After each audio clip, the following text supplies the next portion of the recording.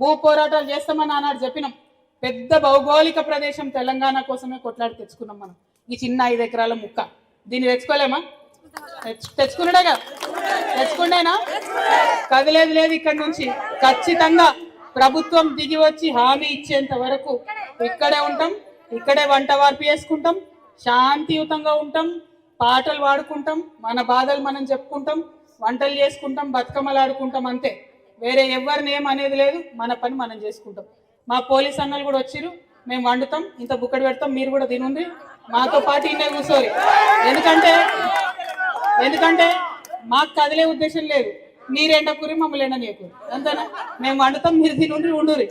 ఎవరైతే కాంగ్రెస్ పార్టీ పెద్ద నాయకులు ఉన్నారో వాళ్ళు దిగొచ్చి మాట ఇచ్చేంత వరకు ఇక్కడే ఉంటాం. మన భూమి మనం సాధించుకుందాం.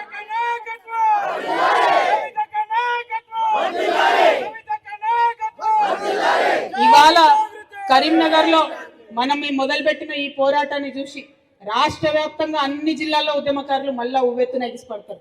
రాష్ట్ర వ్యాప్తంగా అన్ని ఉద్యమకారులు అన్ని చోట్ల ఉన్నటువంటి ప్రభుత్వ భూములను ఆక్రమించుకోవాలని చెప్పి నేను ఇవాళ పిలుపిస్తా ఉన్నా. ఎందుకంటే ఇది మన భూమి, మన చెమటతోని మన రక్తంతో వచ్చిన భూమి. మనం ప్రభుత్వం భూమి దిగి వచ్చి ఇస్తే ఓకే, లేదంటే మనమే పోయి ఆక్రమించుకుందాం. దీనిలో వెనక్కి తగ్గేది లేదు, మారు మాట లేదు. ఈ విషయం మీదనే మంచిగా ప్రశాంతం కూర్చోండి, కూల్గా కూర్చోండి. మన వంట అయ్యేదాకా ఓపిక ఉండు. ఆకలైతుందా?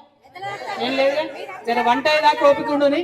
నేను ఇప్పుడు అక్కడికి పోయి కొంచెం వంటలో కూడా వాళ్ళకి సహాయం చేస్తా. అంత లోపల ఇక్కడ పాటలు పాడేటోళ్ళు పాటలు పాడండి దయచేసి. Thank you. జై తెలంగాణ, జై తెలంగాణ.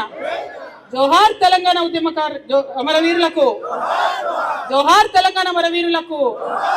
ఉద్యమకారుల ఐక్యత, ఉద్యమకారుల ఐక్యత.